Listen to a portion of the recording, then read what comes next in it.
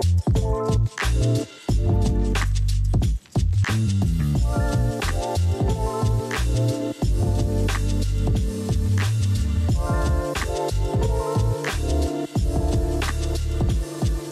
final do ano passado marcou aquilo que foi a renovação e a expansão destes que são os escritórios da Huawei, cá em Portugal.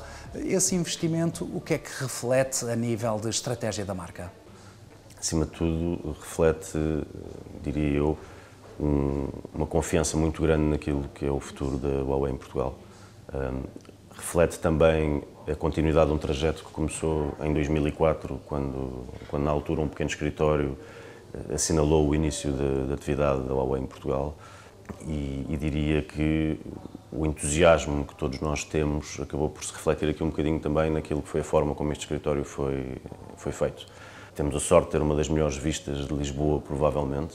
Isso inspira-nos diariamente a todos. E estamos muito confiantes com aquilo que vai ser o início desta recuperação, digamos assim, pós-pandemia. Sabemos que podemos ter um papel muito importante nestes temas de transição digital e transição energética e, portanto, eu diria que o escritório onde estamos acaba por ser um bocadinho o sítio onde para nós tudo começa aqui no que diz respeito à Huawei em Portugal.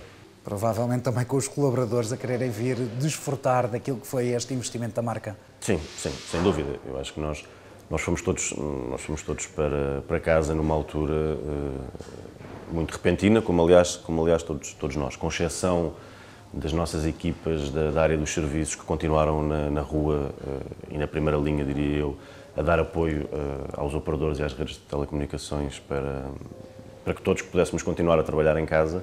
A realidade é que a grande maioria de nós ficou em casa a trabalhar remotamente. Para nós não foi uma disrupção tão grande como se calhar para outras áreas. Nós temos a sorte de trabalhar nesta área de tecnologia e também a sorte de fazer produtos incríveis como esse que tem na mão. E, portanto, para nós a componente mais tecnológica estava assegurada.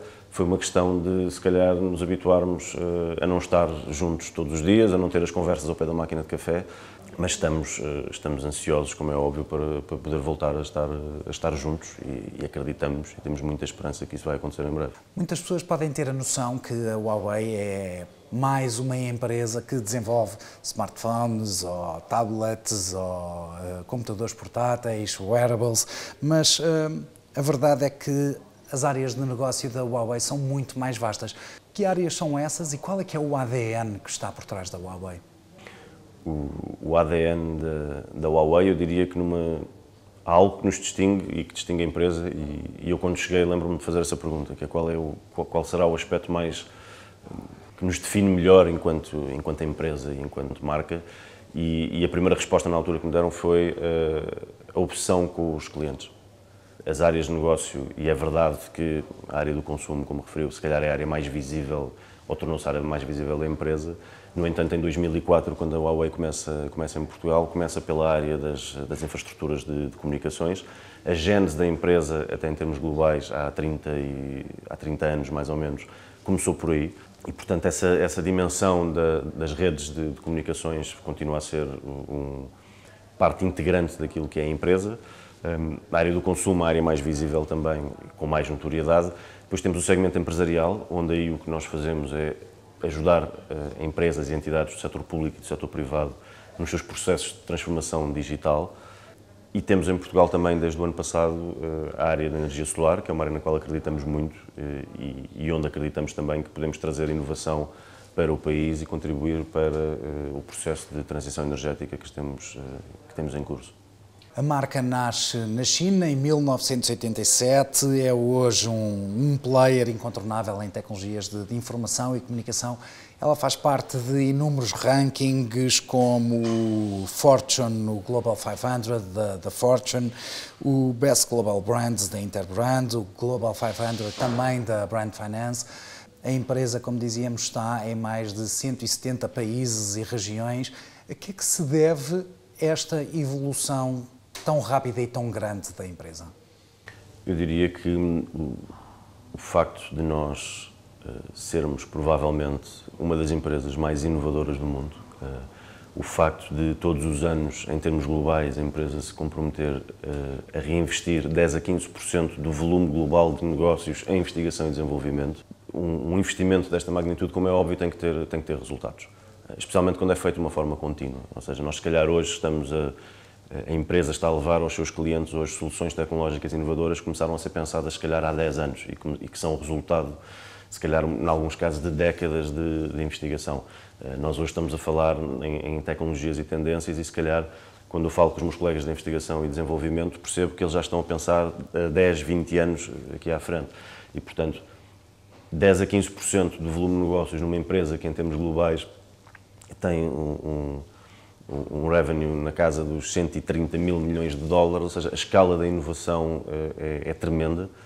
E o nosso papel aqui, enquanto Huawei Portugal, é também muito olhar para dentro, para aquilo que é o Huawei, olhar para aquilo que é o resultado dessa inovação e perceber o que é que nós podemos trazer para Portugal e colocar ao serviço das empresas, dos operadores e também dos consumidores. Portanto, eu diria que o segredo passa muito por esse ritmo impressionante e intensivo de investimento na inovação e no desenvolvimento. Que a fez chegar a vários milhões de pessoas, ainda há pouco me dizia esse número? Sim, em termos globais, há 3 mil milhões de pessoas que são abrangidas pelos serviços e pela tecnologia da empresa nas suas diversas áreas. É uma história ainda relativamente curta e recentemente a empresa viu-se num olho de um furacão que implica a guerra comercial entre os Estados Unidos e a China. Teve efeitos negativos para a marca, mesmo a nível de vendas. Como é que a marca responde a esta questão? Qual é a estratégia que está a ser implementada para responder a esta crise na qual a empresa se viu? Eu vou responder a essa pergunta com base na resposta anterior, ou seja, a solução é continuar a inovar cada vez mais, continuar a investir em investigação e em desenvolvimento. No nosso caso, cá em Portugal, a ideia é clara, é continuar a olhar para aquilo que é a tecnologia e a inovação que a Huawei faz em termos globais e perceber como é que a podemos trazer e colocar ao serviço, seja dos operadores, seja das empresas ou dos consumidores.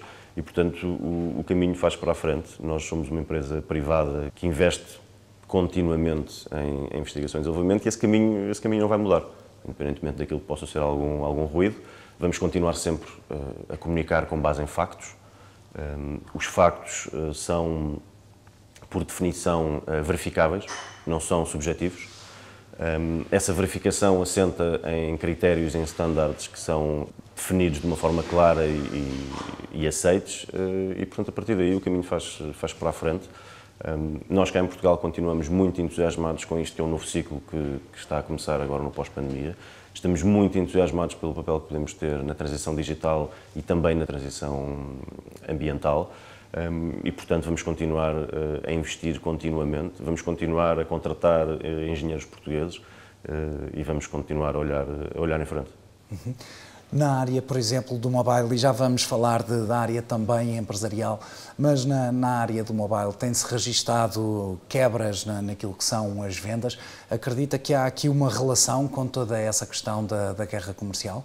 Continua a haver um ímpeto inovador muito grande, continua a haver produtos incríveis a chegar ao mercado e continuo muito confiante naquilo que é o futuro da empresa e a capacidade da empresa se reinventar. Qual é que é a vossa visão para o 5G? Como é que estão a trabalhar o 5G? Bem, em primeiro lugar, há uma ideia que é importante percebermos todos. Não há transição digital sem conectividade.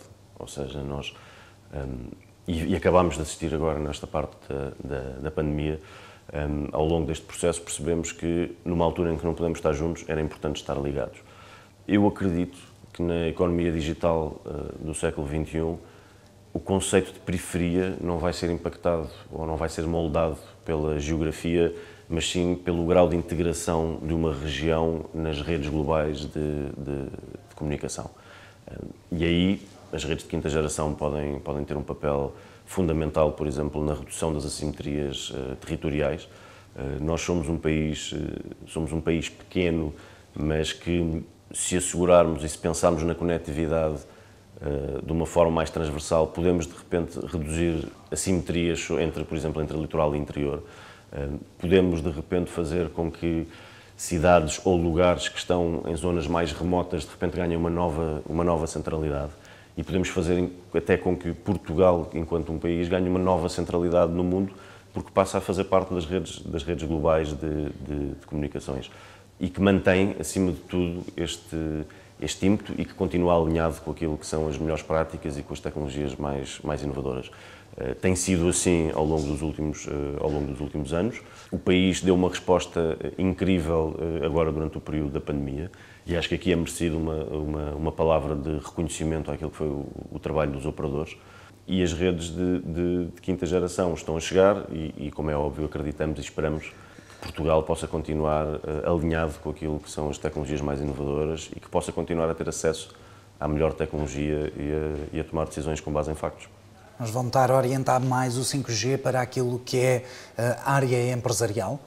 O 5G, se imaginarmos aquilo que são os impactos destas redes de quinta geração, estamos a falar essencialmente de um salto a 3 níveis. Ao nível da velocidade, a velocidade das comunicações, ao nível da conectividade, portanto, quando falamos em temas como a internet das coisas, estamos a falar da capacidade de conectar mais equipamentos numa mesma área e estamos a falar ao nível da latência. Portanto, quando falamos em tecnologias ou em temas como condução autónoma, medicina remota, operações à distância, aqui estamos a falar de latências muito reduzidas e, portanto, sem prejuízo, como é óbvio, do impacto positivo que isto terá para os consumidores, acreditamos, e os casos que temos noutros países mostram um salto de inovação muito grande virado para as indústrias e também para as empresas. Portanto, há aí uma grande oportunidade de negócio, de levar esse 5G às empresas e às indústrias. Sim, acima de tudo, há uma grande oportunidade para as empresas poderem tornar-se mais eficientes, poderem tornar-se mais produtivas. Há uma grande oportunidade para um conjunto de indústrias se reinventar.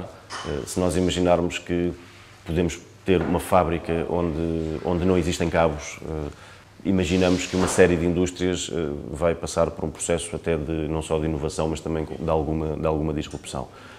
É importante que nós tenhamos um nível de conectividade que assegure que toda a gente pode participar, que todas as empresas têm acesso à melhor tecnologia e que possam inovar com base naquilo que são as características destas novas redes. Acreditamos que em Portugal isso vai acontecer.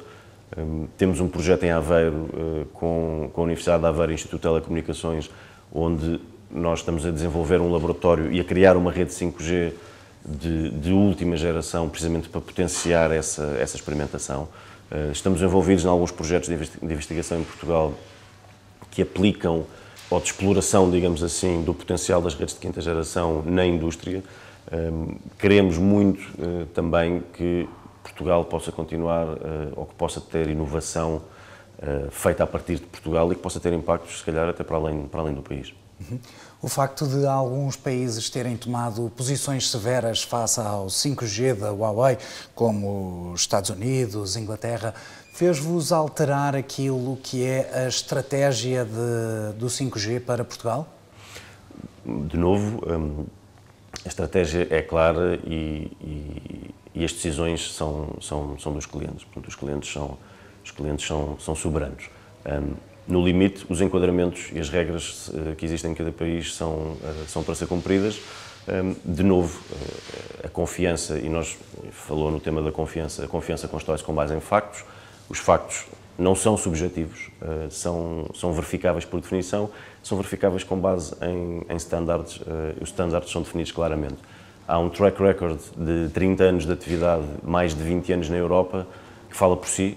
Há uma história de sucesso em termos de segurança que é escrutinável e que tem sido escrutinada e, portanto, continuamos a acreditar que as regras devem ser iguais para todos. Isto não tem a ver com o sítio onde nós vimos, tem a ver com o sítio onde nós estamos. E, portanto, há regras iguais para todos, com base em factos que são eles, lá está, verificáveis. Não estamos a falar de temas subjetivos. E depois há quem cumpre e há quem não cumpre. E aí estamos perfeitamente confortáveis com aquilo que é a história e o track record de sucesso e de segurança que a empresa tem. Outras áreas de negócio que a empresa está a desenvolver são, nomeadamente, a área do solar. O que é que a Huawei está a desenvolver neste sentido? Mais uma vez, o que nós fizemos aqui, a Huawei Portugal, foi olhar para dentro para aquilo que é a inovação que a Huawei desenvolve e perceber o que é que nós podemos trazer para o nosso país que possa fazer a diferença. Identificámos aqui uma oportunidade na área dos inversores solares, um equipamento da Huawei que basicamente traz inteligência a todo esse processo. Sabemos que o país tem grandes ambições do ponto de vista da transição energética, sabemos que o país é um caso de sucesso na área das renováveis e, portanto, não fazia sentido não trazer para Portugal também nessa área inovação que possa fazer a diferença aos operadores portugueses. É uma área que acreditamos que tem imenso potencial de crescimento cá em Portugal e, portanto, vamos continuar a trazer para o nosso país aquilo que é a inovação na área também das energias renováveis e colocá-lo ao serviço daquilo que são as empresas portuguesas ou as empresas a operar em Portugal. Em termos, e já que estamos a falar de transição ambiental, nós podemos contribuir para isto de diversas formas, não só por aquilo que é a nossa linha de energia solar, mas também, por exemplo, ao tornar aquilo que são os produtos que fazemos das outras linhas mais eficientes.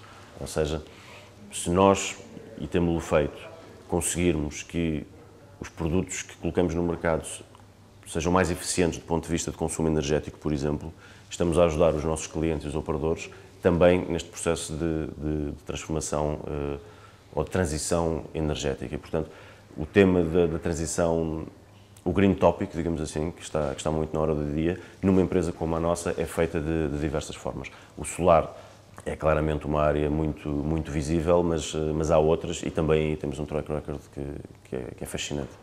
Recentemente, na apresentação de resultados, o Rotating Chairman da Huawei, Eric Xu, penso que estou a dizer bem, refere que 2021 é o ano em que a estratégia de desenvolvimento futura começa a ganhar forma.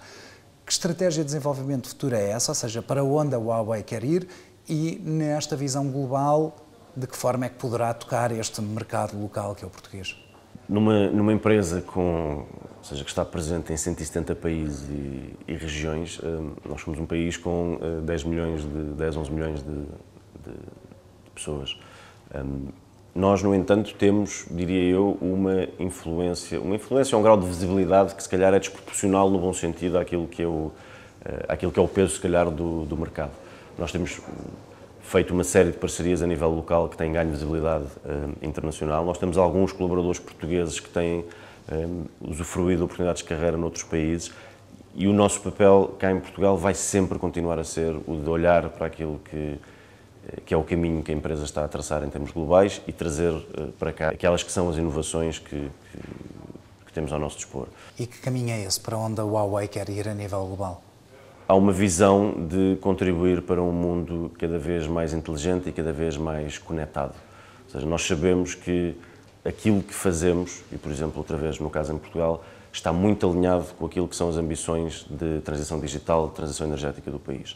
Seja na área dos operadores, seja na área empresarial, seja na área do consumo, seja na área do solar, nós vamos continuar a inovar e a trazer aquela que é a melhor tecnologia, seja na área das redes de quinta geração, seja em temas como inteligência artificial, seja em produtos de consumo, em temas como o storage ou o routing na área empresarial. O caminho vai continuar a ser o mesmo e nós cá em Portugal, nesse aspecto, a estratégia mantém-se inalterada, que é olhar para dentro, perceber onde é que a empresa está a inovar e perceber quando é que podemos trazer essa inovação e incorporá-la naquilo que é a oferta cá em Portugal.